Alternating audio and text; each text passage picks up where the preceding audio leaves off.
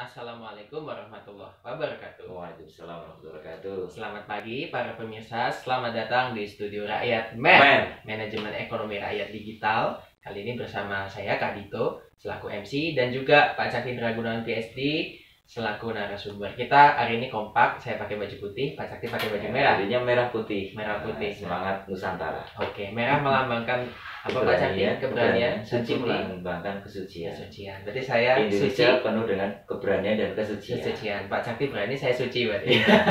Tapi bukan Mbak Suci. Ya, itu bukan lagi temannya ya. Teman saya dong. Tapi ngomong-ngomong soal keberanian ini Pak ya, kan apakah anak-anak milenial dalam episode kali ini berani untuk menjadi seorang petani? Nah, petani ini sangat menarik. Petani ini. Karena kan kita tahu bahwa jumlah lahan pertanian di Nusantara ini terus berkurang, Pak ya. Iya, berkurang tapi banyak sekali istilahnya pengurangan petani ya, berkurang petaninya. Betul. Dan petani sekarang didominasi dengan generasi-generasi yang sudah sepuh ya Pak ya, sudah tua. Kalau misalnya kita ke desa atau ke yang nyangkul orang tua, kasihan ya. Anak-anak mudanya pada main game atau di pos kamling mungkin lagi ngobrol cangkruan gitu Pak, tapi nggak bertani.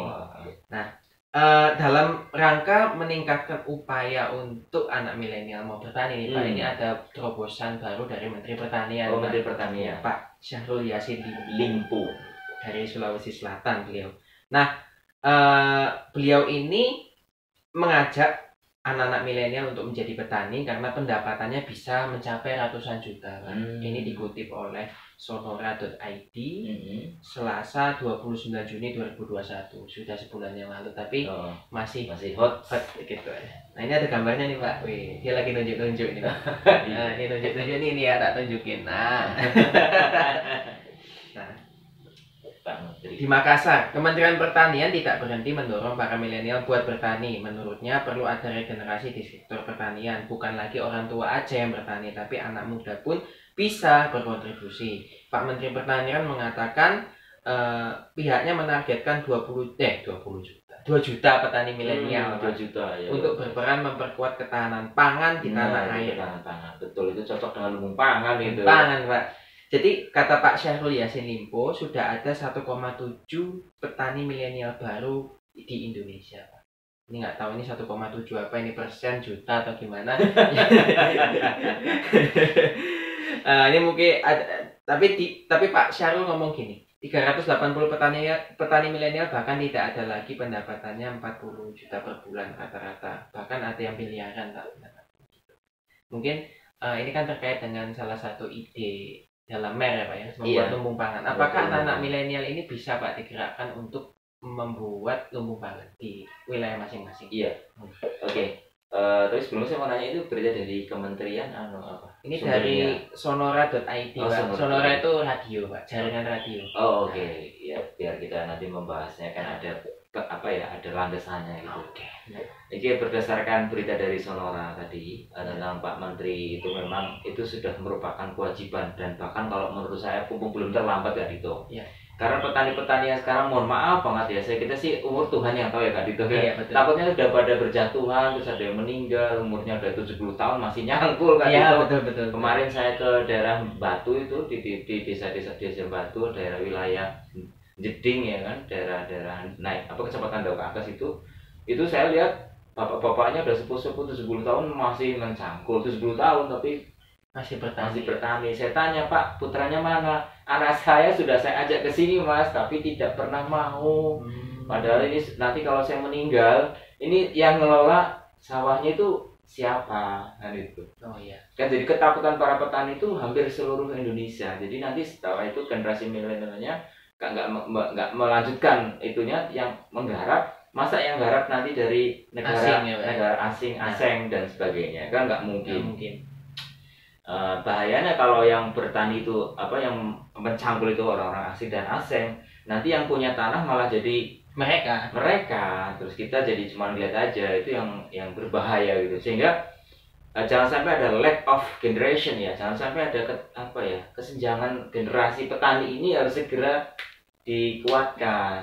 Makanya Pak Menteri benar sekali untuk mendorong supaya anak muda untuk kembali ke menjadi petani, maksudnya terutama yang putra-putranya petani gitu loh ya. Oke. Ya, nah itu cocoknya dengan lumbung pangan yang ada di MER. MER kan adalah manajemen ekonomi rakyat. Kami sebagai konseptor dari MER itu meyakini bahwasannya sebuah wilayah terkecil di desa maupun di RT RW yang dusun ataupun dusun itu harus memiliki lumbung pangan, dan lumbung pangan tentu harus ada sawahnya Kak Dito. Oke. Sawah untuk dicangguli tadi ya, sehingga setelah di sawah dicangguli tadi, generasi mudanya harus lebih banyak yang bergerak di situ. Soalnya nanti kalau mereka udah meninggal, takutnya sawahnya geletak gitu loh. Geletak itu enggak jadi kayak mangkrak ya. Mangkrak itu, jadi enggak dipakai lagi. Akhirnya nanti malah dijual-jual ke pengembang akhirnya sawahnya menjadi beton-beton semua. Jadi nanti akhirnya orang kan nggak mungkin makan beton kayak gitu, padahal orang kan makan padi, makan nasi, makan beras. Nah itulah makanya di MER ini sangat mendorong dari Pak Menteri tadi.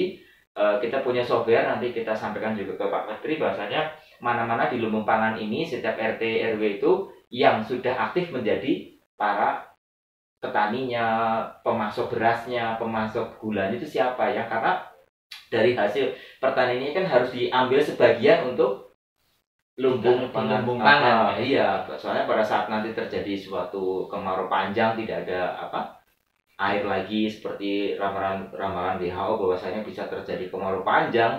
Nah nanti ini sudah tersedia berapa tahun beras dikumpulin di lumbung pangan. Oke. Pertanyaan gini Pak Pemudanya itu kuat ya. Ada pertanyaan menarik. Menurut Pak Cakti dari sisi MER ya Pak ya, kenapa kok anak-anak milenial ini agak kurang tertarik untuk bertani? Menurut MER gimana Pak? Iya, dalam konsep MER itu anak-anak muda sekarang kan lebih ke global. Maksudnya lebih ke pemikirannya digital, kemudian lebih karena begitu mereka lahir sudah disediain HP. Nah dulu kan bapak-bapak kita yang sekarang ngerjain sawah itu kan dulu kan lahir belum ada HP, lahir masih di tengah sawah. Bahkan mungkin ada yang lahir di dekat kebun, tengah sawah. Karena bidan di desa kan kadang-kadang kan mungkin terpaksa udah mau melahirkan brojol di dekat pekarangan, lahirnya di dekat sawah. Ya berarti ya memang dia. Tapi sekarang lahirnya dekatnya HP. Nah. Malah direkam mungkin direkam. Anaknya sudah lahir deh. Iya, makanya itu dulu kan belum direkam, jadi direkam oleh alam, sekarang direkam oleh HP sih kayak gitu. Tapi ini harus dilakukan Kak Dito. Mereka nggak mau itu tadi karena pertama mereka sudah enjoy nyaman dengan dunia digital. Mereka nggak mau kotor-kotor di sawah, bledok gitu loh, maksudnya kotor kemudian kena angin, hujan dan sebagainya. Becek, hujan, nggak ada ojek. Ojek online. Nah itu mereka itu generasi muda kayak gitu, dan saya kira bukan salah generasi muda, karena yang tua-tua yang kita itu nggak kompak. Terutama kami generasi kolonial, Mas kan generasi milenial kan. Nah, kami kolonial itu kurang kompak. Kalau menurut saya kita harus kompak nih yang generasi kolonial yang usia-usia udah senja biru ya. Tapi semangatnya tetap tinggi ya. Itu harus mendorong kepada para milenial ini untuk segera mengambil alih tongkat estafet cangkul. Ya, jadi ada cangkul maksudnya. Ada yang fokus ke digital, ngurusin ini ya Pak ya, aplikasinya MER, ada yang tetap bertani gitu. Tetap bertani ya, soalnya nanti supaya ada terjadi saling sinkronisasi. Seperti itu kira-kira. Jadi dan itu harus didorong oleh oleh suatu, benar tadi Pak Menteri bilang iming-imingnya gajinya tinggi, penghasilan tinggi harus gitu loh, sehingga mereka yang rajin, mereka yang dapat banyak penghasilannya gitu loh. Nah yang di kota gimana, pemuda di kota kan nggak punya tanah, nggak jadi petani, ya bisa saja di desa-desa menyediakan pemuda dari kota untuk bertani, bisa kan di desa, sehingga nanti lumbung beras yang di kota kan nggak ada tanah sawahnya. Nah nanti beberapa pemuda yang dikirim ke desa yang sebelah yang dekatnya kota itu nanti berasnya diangkut ke lumbung RT yang ada di kota, misalnya di Kauman, di daerah-daerah kota lah, pusat kota lah misalnya. Baik, cukup sekian untuk kajian MER di episode kali ini. Iya, sangat menarik. Tapi kita nggak akan berhenti terus untuk membahas topik-topik yang menarik ya Pak ya. Dan ini petani dan sawah yang menghilang ini nanti kalau ada berita lagi kita bisa lagi. Oke, kita bisa angkat lagi. Dan mungkin di kota-kotamu masih ada sisa sawah sedikit, kamu bisa kirimkan foto ke admin, boleh ke Pak Cakti atau ke saya, nge-DM di Instagram, ke Facebook Pak Cakti, ini di kota saya sawahnya tinggal sekian ya, boleh ya Pak ya? Boleh, nanti kita informasi, kita masukin ke sistem MER nanti kan ya. Aplikasinya MER kan akan bisa memberitahukan sawah-sawah mana yang bisa digarap, berapa pemuda dan seterusnya. Oke. Baik, cukup sekian, sampai jumpa di Studio Rakyat MER selanjutnya. Saya Dito Aditya dan Pak Cakti Indra Gunawan mohon undur diri. Wassalamualaikum warahmatullahi wabarakatuh. Waalaikumsalam warahmatullahi wabarakatuh.